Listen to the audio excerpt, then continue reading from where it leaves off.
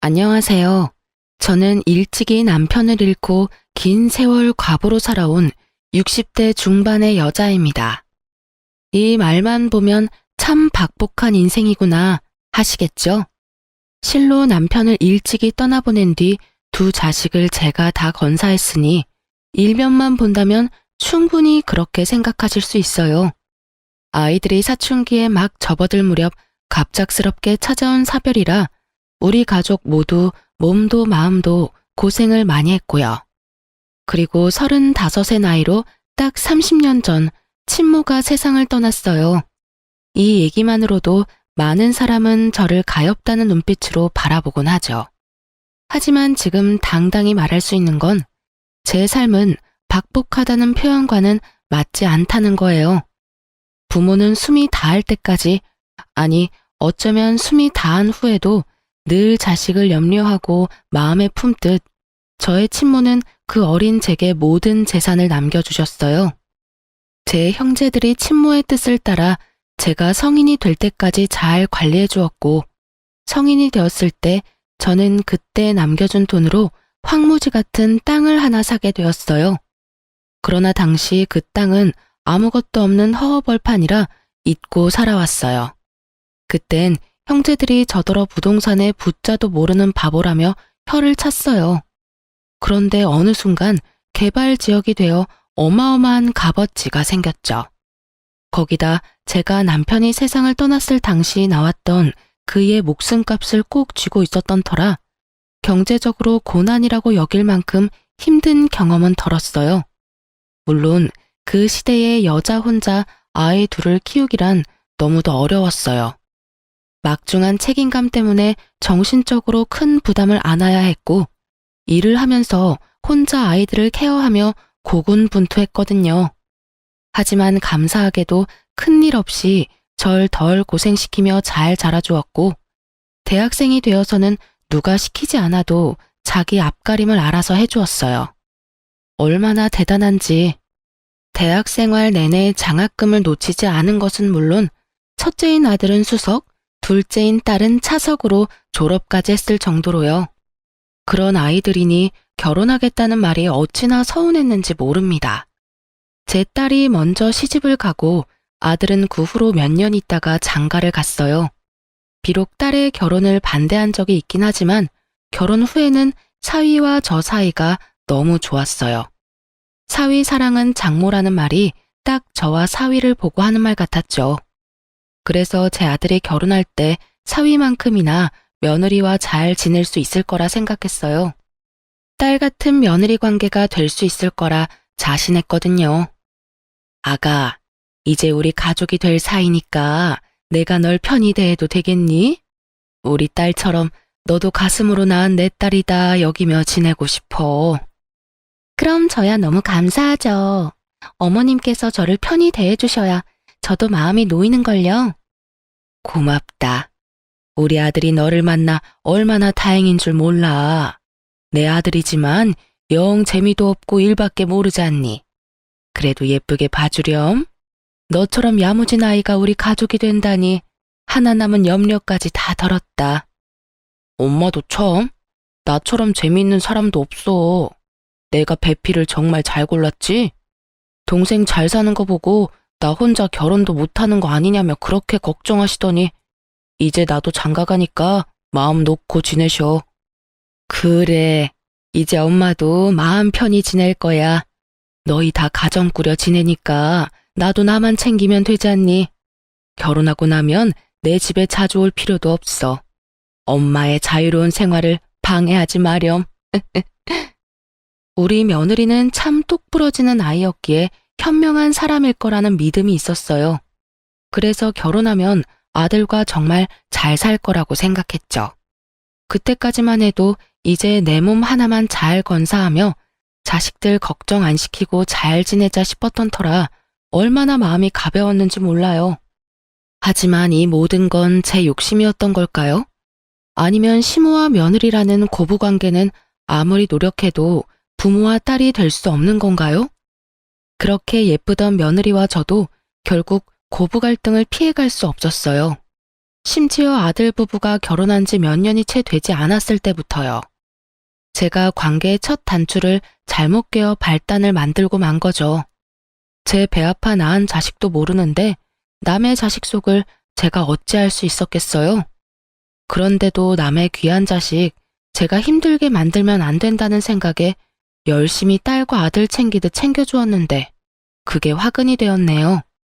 제 사위가 결혼 기념일 때면 그렇게 저를 신경 썼어요. 한 번은 자기들 결혼 기념일에 제게 한우를 사왔더라고요. 마침 아들네 부부도 제 집에 들른다고 하여 온 가족이 모였어요. 그래서 온 식구가 간만에 함께 식사를 나눴죠. 저는 미리 준비해둔 딸네 부부에게 작지만 축하 선물을 전했어요. 그런데 며느리가 그게 내심 부러웠던가 보더라고요. 어머, 어머님께서 자식 결혼 기념일까지 챙겨주시는 거예요? 저희도 얼마 전에 기념일이었는데. 아가씨랑 서방님은 좋겠어요. 그랬니? 미안하구나. 내가 미처 몰랐어. 매년 이날만 되면 꼭 집에 와서 애들과 함께 식사하는 게 익숙해져서 기억에 남아 처음으로 준비해 본 건데 본의 아니게 우리 며느리를 서운하게 해버렸네. 이걸 어쩌면 좋지? 서운하기는요. 괜찮아요. 어머님께서 일부러 차별하신 것도 아닌데요. 신경 안 쓰셔도 돼요. 저희가 아가씨네와 달리 어머님께 찾아뵙지도 않았는걸요. 며느리는 크게 내색하지 않았지만 제가 딸내 부부에게 선물을 전해주고 나서 기분이 가라앉았다는 게 느껴졌어요. 실로 그 후로 왠지 모르게 저를 피하는 듯한 느낌도 받게 되었던 터라 자꾸 마음에 걸리더라고요. 어떻게 해야 하나 고민하던 중 마침 2달 뒤 며느리의 생일이라는 걸 알게 되었어요. 그래서 며느리의 생일 선물 챙겨줘야겠다고 생각했죠. 조금은 덜 수 있지 않을까 싶었거든요. 그렇게 고심 끝에 고른 며느리의 선물을 전해주기 위해 생일 하루 전날 며느리에게 연락해 집 근처 커피숍에서 만나자고 했어요. 며느리는 갑작스러운 부름에 처음엔 놀란 듯 했지만 생일 선물을 받고는 화색이 돌더라고요. 하지만 그 자리에서 풀어본 선물을 보고는 표정을 확 구겼어요. 인상을 잔뜩 쓴 채 저를 쳐다보며 하는 말이 정말 기가 찼습니다. 어머님, 설마 어머님이 쓰시던 걸 포장만 해서 절 주신 건 아니죠? 그게 무슨 소리니? 누가 생일 선물로 쓰던 걸 준다는 거야? 내가 직접 가서 고르고 포장까지 부탁해 구매한 건데 무슨 문제 있니? 어머님, 이거 작년 시즌에 나온 팔찌잖아요. 선물이라면서 유행 다 지난 걸 주시면 어떻게 해요? 어? 내가 워낙 액세서리를 잘 안 해서 말이야. 직원이 추천해주는 것 중 내게 가장 잘 어울릴 것 같은 걸 골랐는데 팔찌에도 유행이 있는 줄은 몰랐구나. 그리고 저 이미 이 팔찌는 있는 거예요. 똑같은 걸 2개나 가지고 뭐 하나요? 어머님께서는 센스가 부족한 편이신가 봐요. 이러면 챙겨주고도 좋은 소리는 못 들으실 텐데요. 예, 너 무슨 말을 그렇게 하니? 참 의외의 모습을 오늘 보여주네. 네가 그 팔찌가 있는지 없는지 내가 어떻게 알겠어. 그리고 아무리 그래도 그렇지 사람 성의를 이런 식으로 표현하는 게 맞니? 제 엄마였으면 이렇게 돌려 말하지도 않죠. 딸처럼 여기신다고 했으니까 저도 조금은 솔직히 말씀드릴게요. 이 팔찌값만큼 돈으로 주시고 이거 환불해 주세요. 뭐야? 돈으로 달라는 말은 도대체 왜 하는 거니? 선물이 마음에 안 든다고 시어미한테 지금 이렇게 말을 하는 게 맞는 거야? 참 황당해서 말도 안 나오네. 저는 잘 이해가 안 되네요. 제 생일을 축하해주기 위해 주신 선물이 마음에 안 들고 어머님께서는 액세서리 보는 안목은 없는 것 같으니까 그냥 그 값만큼 돈으로 주면 제가 알아서 유용하게 쓰겠다는데 뭐가 문제인가요? 가족이니까 터놓고 편하게 말하는 것 뿐인데요. 예, 그냥 선물 안 준 걸로 하자. 그렇게 안 받는데 어떻게 단둘이 있다고 곧바로 이런 모습을 보여? 돈이고 팔찌고 지금 상황에선 아무것도 내게 해주고 싶지가 않아. 사람 마음을 이런 식으로 무시하는데 내가 왜 네가 말하는 것처럼 하겠니? 시간 내서 나오느라 고생했으니 마저 차나 마시고 가렴. 저는 며느리의 뻔뻔한 말투에 화가 치밀었어요. 째째한 사람이 되더라도 챙겨주고 싶지가 않아지더라고요. 아무리 마음에 들지 않더라도 이게 맞는 건가요? 하지만 며느리는 제가 선물 안 준 셈 치자고 하니 저더러 쫌팽이라며 선물도 받는 사람이 기뻐야 하는 것 아니냐며 따박따박 말대꾸를 하는데 정말 한 대 쥐어받고 싶은 심정이었어요. 그런데 결국 제 마음을 괴롭히는 말을 며느리가 하더라고요. 막말로 아가씨한테 하는 선물이면 신상이 뭐냐고 먼저 물어보지 않았겠어요? 참, 재산 좀 있다고 며느리한테 함부로 하는 거야 뭐야? 뭐야? 내가 언제 내게 함부로 했다는 거니? 너는 어른 앞에서 말 가려 할 줄도 모르니? 좀 전에도 그렇게 네 생각이며 감정이며 다 드러내면서 말하더니 너야말로 날 무시하는 거야? 어? 한 번만 더 내 앞에서 지금처럼 언행을 일삼으면 그땐 정말 가만 안 둘 줄 알아. 저는 너무 기분 나빠 참지 못하고 며느리를 나무랐고 그 뒤로 며느리와 제 사이는 정같지 않았어요. 그런데 참 웃긴 게 며느리는 가족들 앞에서는 아무 일도 없었던 듯 저를 살갑게 대했어요. 저 역시 가족들 앞에선 구태여 내색하지 않았고요. 하지만 저와 며느리 단둘이 남기라도 하면 말 한마디 오가지 못했어요. 아니, 제 말이라면 들은 척도 하지 않았다는 게 더 맞는 표현이겠죠. 마치 제가 없는 사람인 듯 저와 눈을 맞추지도 제 말에 대꾸도 하지 않았거든요. 그렇게 지내오기를 수개월. 어느 순간부터는 며느리가 우리 집에도 잘 오려고 하지 않았어요. 그러던 어느 날이었어요. 제가 일을 하다 다쳐서 열흘 정도 간병이 필요했던 적이 있었죠. 그때 딸이 참 고생을 많이 했고요. 딸아이가 일까지 쉬면서 제 수발을 다 들어주었거든요. 그런데 하루는 딸이 급히 회사에서 연락받아 들어가 봐야 하는 일이 생겼어요. 아들에게 부탁했지만 설상가상으로 아들이 출장이 잡혀있던 터라 지방에 가 있어서 제 간병을 해줄 수 없다는 거예요. 하는 수 없이 아들은 며느리에게 부탁했고 가족들은 저와 며느리 관계가 나쁜 줄 모르니 거절도 못하고 저를 간병하러 아들을 대신해 왔던 겁니다. 며느리는 우리 집에 들어서는 순간부터 오만 짜증을 부렸어요. 그럼에도 나를 챙겨주러 온 며느리에게 고맙고 미안하다 말했죠. 하지만 그런 제게 며느리는 그런 인사말이 다 무슨 의미냐더군요. 그리고 며느리는 제 간병도 하는 둥 마는 둥 했어요. 거기다 밥상을 차려왔는데 냉장고에 딸이 해둔 국이며 반찬이 많은데 김치에 김에 밥만 덩그러니 차려오더라고요. 그래도 나 때문에 고생한다는 마음에 며느리에게 아무 말 하지 않았어요. 그런 저임에도 결국 며느리에게 소리치는 일이 생기고 말았네요. 제가 식사를 마치고 화장실에 가고 싶어 부축을 부탁했어요. 며느리는 인상을 딱 쓴 채 저를 부축하는데 제가 들으라는 듯 혼잣말을 하는 거예요. 간만에 쉬는 날인데 이게 무슨 시간 낭비인지 원. 돈이 없는 것도 아닌데 간병인을 쓰지. 가족들 고생은 혼자 다 시키네. 너 지금 뭐라고 했어? 지금 나더러 들으라고 귓가에 대고 그따위 말을 한 거야? 아, 왜 괜히 큰 소리 치고 그러세요. 귀청 떨어지는 줄 알았네. 제가 무슨 틀린 말을 한 것도 아닌데 왜 역정을 내고 그래요? 정말 너 못 쓰겠구나. 그래, 내가 아파서 내게 몇 없는 쉬는 날 고생시켜 유감이다. 나도 네가 그 말을 하기 전까진 미안함이 가득이었는데 되려 그렇게 툭 까놓고 말해주니 내게 이렇게 큰 소리도 칠 수 있고 아주 고맙다. 아, 진짜 와서 고생하는 사람한테 왜 이러는 거야? 어머님, 지금 저 없으면 어머님 수발 들어줄 사람 없어요. 이럴 땐 들어도 못 들은 척 잠자코 계시는 거라고요. 뭐? 네 도움 필요 없다. 돌아가.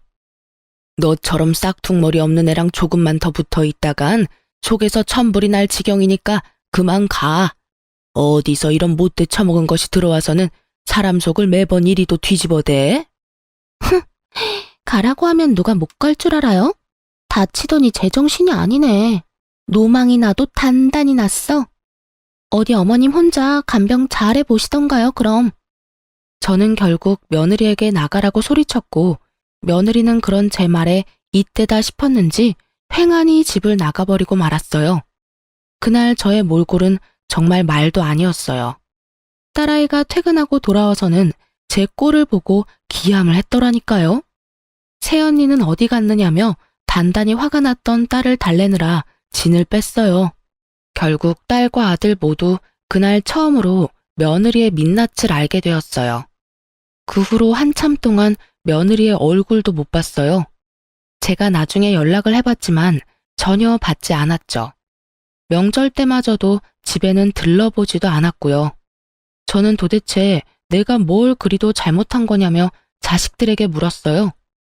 아들 말로는 제가 며느리를 너무 들들 볶아 힘들다고 했다며 앞으로는 명절도 각자 집으로 가자고 말이 나왔대요. 그 말을 들은 뒤 저도 며느리는 없는 가족인 셈 치며 지냈어요.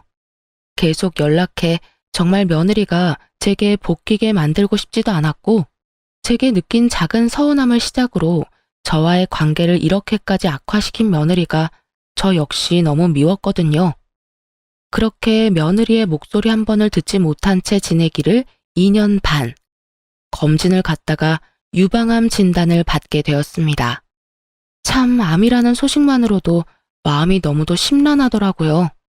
자식들에게 이 사실을 어떻게 알려야 하나 참 고민이 많았어요.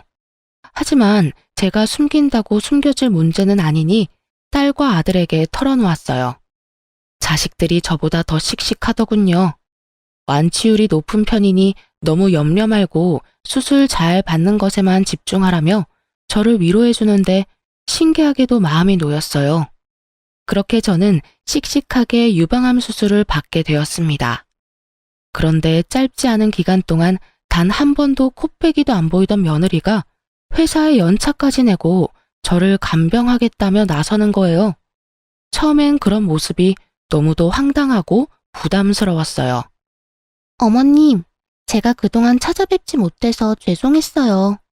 어머님께서 아프다는 소식을 들으니 그제야 정신이 좀 들더라고요. 그동안 제가 너무 무례하고 경솔한 태도로 지냈다는 걸 느꼈어요. 그러니 이번만큼은 제가 어머님을 돕고 싶어요. 그래, 네가 용기를 내어줬다니 고맙다. 그간 쌓인 안 좋던 감정 나도 털어내마. 하지만 괜한 고생할 필요 뭐 있니? 우리 애들한테도 간병해주지 않아도 된다고 이미 말해뒀으니 너까지 신경 쓸 것 없어. 어머님, 제 마음 성의를 이렇게 무시하시면 제가 너무 서운하네요. 제가 반성하는 마음으로 어머님을 챙기고 싶어 그래요. 좋은 마음으로 너그러이 이해해 주시고 허락해 주세요. 얘가 이번엔 왜 이리도 집요하게 굴어? 괜찮다니까. 내 몸 하나 내가 건사 못하겠니? 걱정해주는 마음은 고맙지만 정말 내가 알아서 할 수 있으니 이 이야기는 그만하고 오늘은 그만 돌아가렴. 며느리는 그날따라 유독 집요하게 고집을 부렸어요. 한사코 괜찮다는 제 말에 서운하다는 표현까지 하는데 정말 제가 나쁜 말이라도 한 것처럼 마음이 좋지 않더라고요. 하지만 다른 큰 병도 아니고 앞으로 건강관리에만 힘쓰고 병원만 꼬박꼬박 잘 다니면 되는 걸 무슨 간병까지 받으며 자식들 고생을 시키겠어요. 그런데 다음날 며느리가 아들을 어떻게 구워 삶았는지 아들과 함께 찾아와서는 또다시 간병 이야기를 꺼내더군요. 엄마, 그러지 말고 이번엔 며느리 챙김 받으면서 편하게 지내요. 요 며칠 수술 받고 병원에 있느라 고생하셨잖아요. 며칠만이라도 챙김 받으면 엄마도 편하고 더 좋을 거예요. 저희도 안심되고요. 저번에는 모른 척 하던 애가 갑자기 무슨 마음을 먹고 간병을 다 해준다니. 애가 어디 밥을 잘못 먹은 것도 아니고 안 하던 짓을 왜 갑자기 하겠다는 건지 원. 저번엔 간병도 부축도 뭐 하나 제대로 해주질 않았다. 같이 있으면 내가 더 불편했어. 그러니 너가 잘 말해서 간병은 필요 없다고 말해주렴. 에이 엄마, 저번엔 반성 많이 했대요. 엄마가 그렇게 아픈 줄 몰랐다면서 이제라도 며느리 돌이 해주겠다는데 제가 어떻게 거절해요. 엄마랑 더 가깝게 잘 지내고 싶은 마음에 노력하는 거니까 엄마가 이번에만 좀 져주세요. 네? 그런 말을 듣고 어떻게 또 거절을 하겠어요? 결국 저는 며느리의 도움을 며칠 받기로 했어요. 한번 간병받을 때 며느리와 대치가 있던 적이 있으니 걱정이 앞섰던 게 사실이에요. 하지만 며느리는 그런 제 염려와 달리 저를 정말 살뜰히 챙겨주었어요. 하루 이틀 하다 말겠지 싶었지만 사흘이 지나도록 변함없이 아침 일찍 찾아와 제 끼니며 집안일까지 뭐 하나 빼놓지 않고 정말 잘해줬죠. 저는 그런 며느리에게 고마운 마음이 들었어요. 그래서 제 카드까지 쥐어주며 저를 살펴주는 동안 편하게 사용해도 좋다고 얘기했어요. 며느리는 마지못해 받는 듯 잘 가지고 있다가 돌려주겠다고 말하더군요. 저는 정말 이래서 가족이 최고구나 하는 생각도 하게 되고 며느리와 거리를 두고 지낸 것에 대한 미안함이 절로 들더라고요. 그렇게 며느리가 우리 집을 와 저를 간병해준 지 일주일쯤 지났을 때였어요. 아침 7시면 알람 시기라도 된 듯 왔던 며느리가 점심때가 다 지날 때까지도 오지 않는 거예요. 혹시 저를 챙기다 몸살이라도 난 건 아닌가 걱정이 되어 전화를 걸어도 안내 음성만 들릴 뿐 연결이 되지 않았어요. 오후 4시 다 될 때까지도 깜깜무소식이라 아들에게라도 연락해 며느리의 안부를 물으려는 찰나 현관문이 열리는 소리가 들렸어요. 우리 집에 들어온 사람은 다름 아닌 며느리였습니다. 그런데 며느리 손에 엄청난 양의 쇼핑백이 들려있는 게 아니겠어요? 저는 당혹스러운 마음에 이게 다 뭐냐고 물었죠. 그런데 며느리는 저를 죽을 듯 노려보며 이렇게 말하더군요. 보면 몰라요? 쇼핑하고 온 거잖아요. 어머님께서 준 어머님 카드로 그동안 고생한 저를 위한 선물들 좀 샀어요. 왜요? 저더러 편히 쓰라고 주셔서 편히 썼는데 뭐 문제 있어요? 갑자기 너 태도가 이게 뭐니? 네가 경솔했다며 사과한 지 얼마나 됐다고 또 이러는 거야? 사람이 연락해도 받지도 않고 너 몸살이라도 난 줄 알고 내가 얼마나 걱정한 줄 아니? 기가 막혀라. 걱정은 무슨 걱정? 집안일 해줄 사람 없어서 그런 거 누가 모를 줄 알아요? 어머님은 멀쩡한 몸으로 제 챙김받느라 아주 좋으셨겠어요. 암이라는 소식에 나섰던 내가 정신 나간 인간이지. 내가 그렇게 필요 없대도 네가 하겠다고 나서놓고 이제와 한다는 말이 뭐? 너 이렇게 내 뒤통수나 치자고 간병하겠다고 나섰던 거야? 그런 거니? 뭐 이런 게 다 있어? 누가 네 도움이 필요하다고 했니? 코빼기도 안 보이며 지내다 갑자기 찾아와서 살갑게 굴더니 이제와 이러는 이유가 뭐야? 내가 도대체 뭘 어쨌다고 날 이렇게 괴롭혀대? 너무 속상하고 화나는 마음에 저는 며느리에게 윽박을 질렀어요. 그러자 며느리가 이죽거리는 표정을 잠깐 짓더니 양손에 가득 들고 있던 쇼핑백을 저를 향해 마구잡이로 집어던지며 막말을 퍼부어댔어요. 내가 진짜 마음에서 우러나와 당신을 챙기겠다고 한 줄 알아? 암이라면서 왜 하필 걸려도 그런 하찮은 암에 걸려서 지독하게 살아대는 건데? 내가 일주일 동안 생고생을 한 이유가 뭔데? 이제 와서 뭐? 유방암? 암이라길래 투병하다 저 세상 가겠구나 하고 당신 챙기는 척 좀 하면 재산이나 많이 떼주겠거니 했더니 이건 뭐 나만 멍청한 짓 한 거지. 너 지금 뭐라고 짓거리는 거야? 설마 내가 암에 걸려 죽길 바라고 내 재산 때문에 나를 간병하겠다고 나섰다는 말인 거니? 어? 대답해봐 이 못된 거사. 그럼 그 쇼핑백은 다 뭔데? 그건 다 뭐냐고? 늙어서 이해력도 딸리는 거야? 똑같은 말을 또 읊어줘야 알아먹는 거냐고. 이 쇼핑백이 뭐긴 뭐야? 당신이 지독히도 살아서 저 세상 갈 날이 미뤄졌으니 재산 받을 일도 없을 거 아냐. 그러니까 이렇게라도 회포 풀고 당신 돈이라도 펑펑 써대면서 보상이라도 받아야 할 것 아냐. 그날 저는 처음으로 며느리의 머리채를 잡으며 고함을 질렀습니다. 며느리도 제 머리채를 잡았고 몸싸움을 벌이면서도 며느리의 고성은 끊이질 않았어요.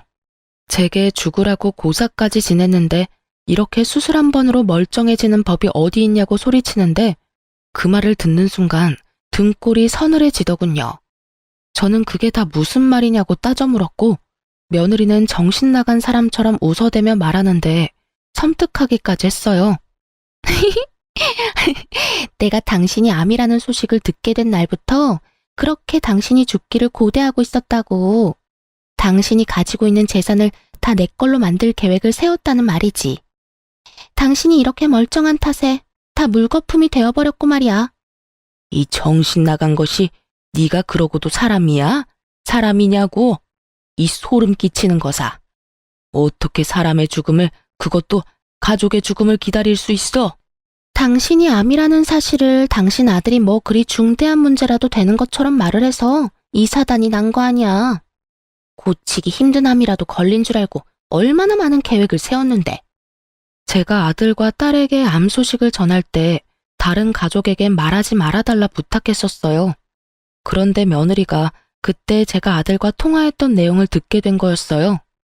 며느리가 간병하겠다 나선 것도 제가 암이라는 사실을 알게 돼서 제가 얼마나 안 좋은지 직접 확인하기 위한 수작이었던 거죠. 어쩐지 제가 좀 건강이 안 좋다고만 알고 있을 텐데 간병을 하겠다며 고집을 부렸던 게 이상하다 했는데 그 의문이 이제야 풀리게 된 거예요. 며느리는 제 곁에서 제 상태가 너무 양호하다고 느껴 의아하게 생각하고 알아보다 나중에야 제가 유방암 2기였고 전이 된 것이 없다는 사실을 명확히 알게 되었더군요. 자기의 바람대로 제가 시름시름 앓다 죽는 병이 아니었다는 걸 알게 된 며느리는 자기의 계획이 어그러졌다는 사실에 분노했어요. 그래서 이런 상황까지 치닫게 된 거더라고요. 며느리는 제 재산을 못 받는다면 카드를 쥐어준 이 기회에 제 돈이라도 흥청망청 쓰겠다는 심보로 백화점까지 가서 제 카드를 마구 사용했던 겁니다. 저는 이 모든 사실을 알고 며느리에게 사람도 아니라며 난리를 쳤어요. 그런데 며느리도 질세라 제게 또다시 고함을 쳐대며 되바라지게 굴었어요. 너 같은 건 사람도 아니야. 알아? 어디서 이런 몹쓸 것이 우리 집안에 굴러들어왔어? 도대체 뭘 어떻게 하면 그런 저급한 생각을 할 수 있느냔 말이야. 건강이 아주 좋아 힘이 남아 도나 보네. 얼마나 정정하면 놓친 내가 이렇게 팔팔하게 귀청 떨어지게 소리를 질러대. 암이라는 것도 사실 자식들 속 뒤집으려고 수작질 부린 거 아니야? 이게 수술까지 받은 사람의 컨디션이 맞느냐고. 진정한 악질은 내가 아닌 당신이야. 너 원래 이런 아이였던 거니? 결혼 전 내가 알던 너라는 아이는 다 거짓인 거야? 어떻게 사람의 목숨을 가지고 그런 생각까지 해? 도대체 어떻게 하면 그런 말도 안 되는 소리를 아무렇지 않게 할 수 있느냔 말이야? 당신의 돈이 날 이렇게 만든 거야. 그게 아니라면 어떻게 내가 이럴 수 있겠어? 안 그래? 나를 잠재우고 싶어? 예전의 나를 원해? 그렇다면 당신 재산 나한테 상속해. 그럼 당신이 원하는 가면 다시 써줄게. 그것도 평생. 이날 저는 며느리의 본 모습을 온 가족에게 알려야겠다고 생각했어요. 정확히 말하면 제게만 이러는 며느리의 태도와 이런 불순한 마음을 가진 사람이라는 사실을 숨길 수 없었어요. 그래서 저는 무작정 핸드폰을 집어들어 아들에게 연락하려 했어요. 그런데 이 과정도 호락호락하진 않았습니다. 며느리가 살기 가득한 눈을 하고서 제가 원하는 대로 되게 할 줄 아냐며 달려들었어요. 제가 자식들에게 연락을 못하게 하려고 안달이 나서는 제 핸드폰까지 빼앗아 집어던지는 행동까지 하면서 말이에요. 며느리가 집어던진 제 핸드폰은 거울로 향해 날아갔고 거울이 깨지면서 파편이 사방에 튀고 난리도 아니었어요.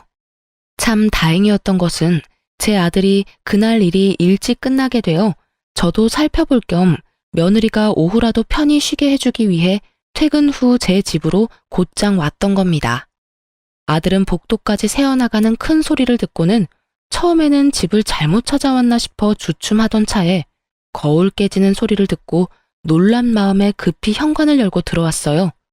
때마침 며느리는 제게 개수작을 부리려고 한다며 제 뺨을 내리쳤고 이 모습을 아들이 전부 보게 되고 말았어요.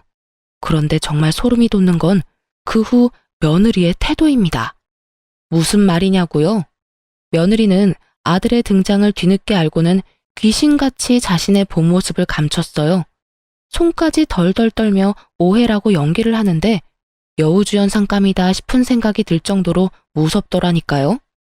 당신 지금 뭐 하는 짓이야? 집안 꼴은 또 이게 다 뭐야? 당신 엄마한테 무슨 짓을 한 거냐고. 자기야, 지금 당신이 본 모습은 오해야. 내가 어머님께 무슨 짓을 한 게 아니야. 믿어줘. 정말이야. 지금 그 말을 나더러 믿으라고?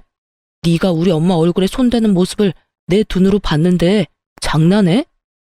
그럴 만한 이유가 있었어.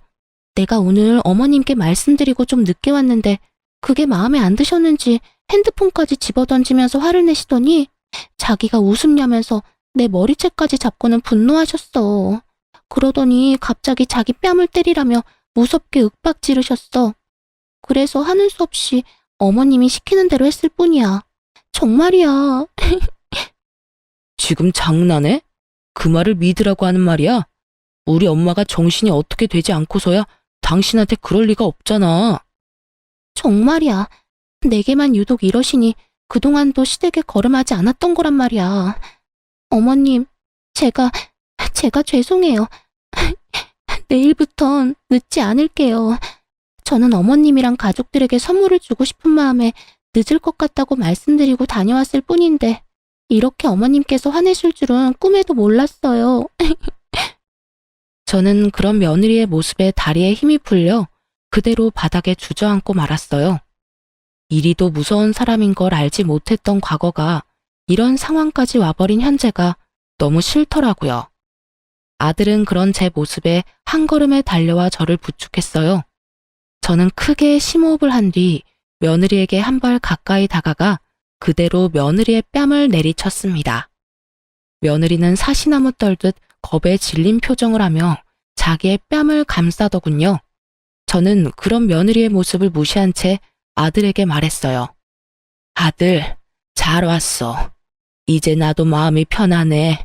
가서 홈카메라 확인해 보렴. 며느리의 말이 맞는지 네가 직접 확인하는 게 좋겠어. 홈카메라라니요?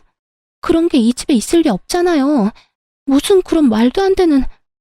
왜 없다고 생각하니? 2년 넘게 우리 집에 올 일이 없으니 네가 몰랐을 뿐이야.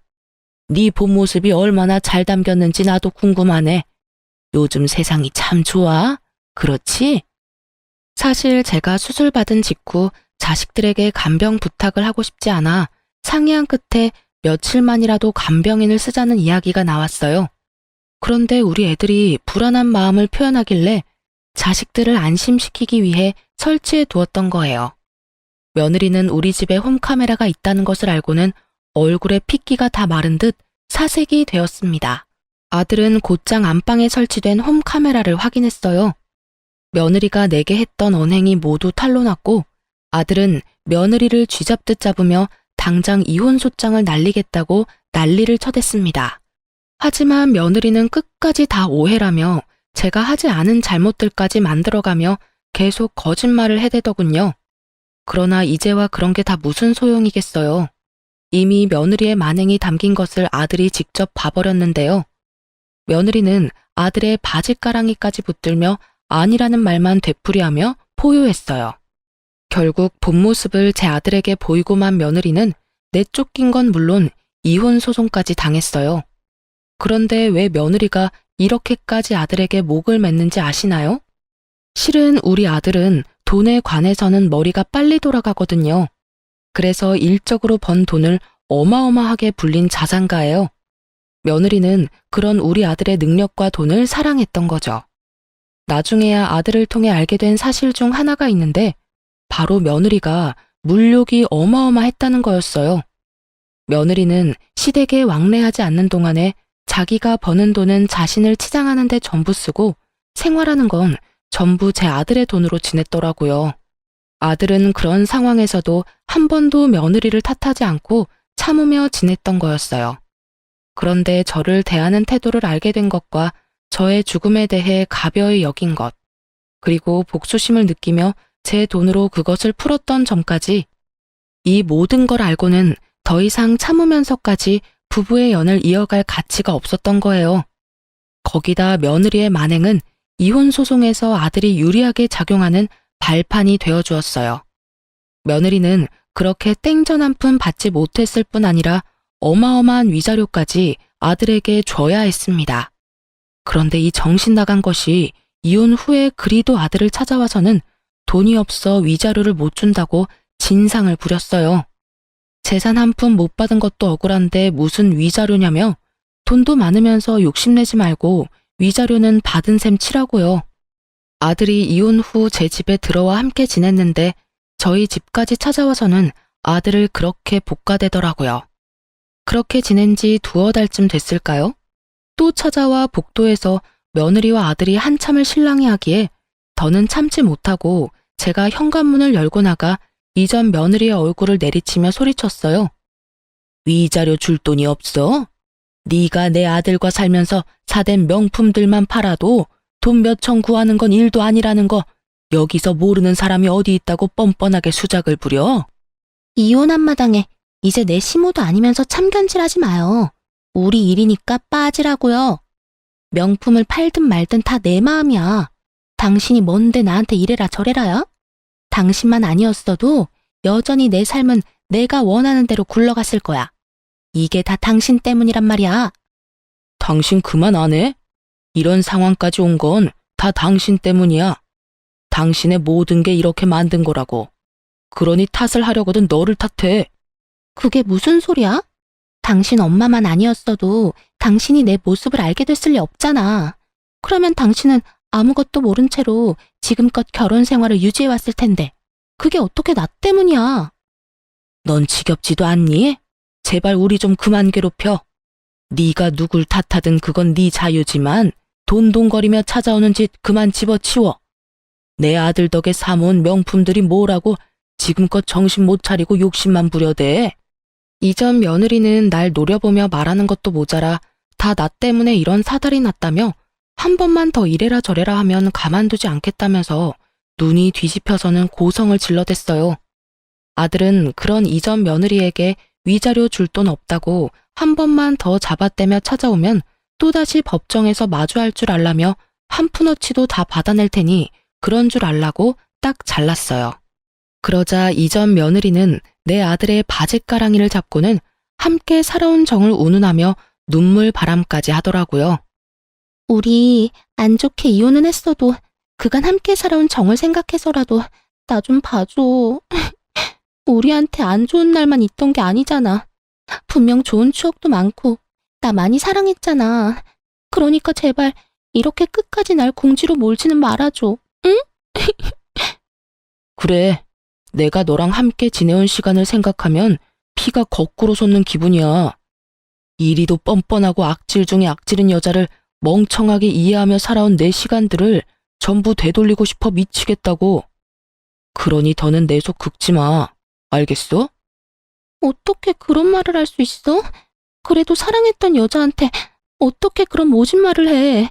위약금만 받은 셈 쳐주면 찾아오지 않는다고 했잖아. 돈도 많으면서 그게 그렇게 어려운 거야? 도대체 왜 끝장을 보려고 그러는 건데. 내가 가엾지도 않아? 내게 이렇게 버려진 내가 가엾지 않느냐고. 아들이 괴롭다는 듯 소리치는 모습에 어찌나 눈물이 핑 돌고 이전 며느리가 사무치게 미운지 비련의 여주인공이라도 된 듯 가련한 척 눈물을 훔치는 모습에 집에 들어가 굵은 소금을 냅다 한 바가지 들고 나와서는 마구 뿌려댔습니다. 썩 꺼져. 이 버러지만도 못한 거사. 내 자식 앞에서 그리고 내 앞에서 당장 사라지란 말이야. 이 악마보다도 더 악마 같은 거사. 내 눈에 흙이 들어와도 내게 베풀 아량은 없으니 그만 돌아가. 애수 없는 것. 이 인간이 진짜 미쳤나? 이게 뭐 하는 짓이야? 짜증나. 낄 때 못 낄 때 분간도 못하는 놓친내가? 진짜 똥이 더러워서 피하지 무서워서 피하나? 간다 가. 한 사람 인생을 이따위로 망쳐놓고 당신은 떵떵거리며 잘 살 것 같아? 두고 봐. 내가 당신 지옥에 빠뜨릴 거야. 결국 이전 며느리는 제가 뿌려댄 굵은 소금을 왕창 맞고 제게 악담을 퍼부은 뒤 제 발밑에 침까지 뱉고는 돌아갔어요. 그리고 얼마 후 이전 며느리는 아들에게 위자료를 보냈더라고요. 그렇게 악연이 끝났다고 마음을 놓고 지낼 때 이전 며느리는 또 우리 집에 찾아왔어요. 그런데 이번은 아들의 바짓가랑이가 아닌 제 바짓가랑이를 잡는 일이 생겼습니다. 알고 보니 며느리는 제 말처럼 위자료를 자기가 가지고 있던 명품을 팔아 마련해서 주었던 거였어요. 그러나 그 후에 이전 며느리는 생활고에 시달리게 된 거예요. 그런데 그 생활고가 참 말도 안 되게 생겼더군요. 이전 며느리는 명품 사재기를 끊지 못했고 아들과 부부였을 때 가진 물욕을 버리지 못한 채 자기가 버는 돈으로 명품을 사대는 바람에 카드 빚이 어마어마하게 불어나고 말았던 거죠. 그렇게 위자료를 준 지 석 달 만에 제게 찾아와서는 아들과 재결합을 할 수 있도록 힘 좀 써달라며 애원을 해댔어요. 어머님, 제가 경제적으로 힘들어 보니까 이제야 제가 얼마나 행복한 결혼 생활을 했던 건지 알겠어요. 제발 민석 씨와 재결합할 수 있도록 힘 좀 써주세요. 그게 무슨 말도 안 되는 소리야. 네가 그동안 했던 모든 걸 알고도 너를 어떻게 다시 가족으로 받아들이니? 우리 가족이 우습니? 나랑 내 아들이 우스워? 우습다뇨. 전혀 그런 거 아니에요. 어머님, 저 정말 진심으로 깨우친 게 많아요.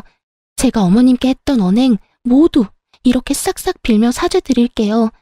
재결합하도록 도와주시면 다시는 어머님께 그런 모습 보이지 않을 거예요. 맹세할게요. 완벽한 며느리 그리고 아내가 될게요. 그러니까 제발 저를 용서해 주시고 민석 씨한테 말 좀 잘해주세요. 네?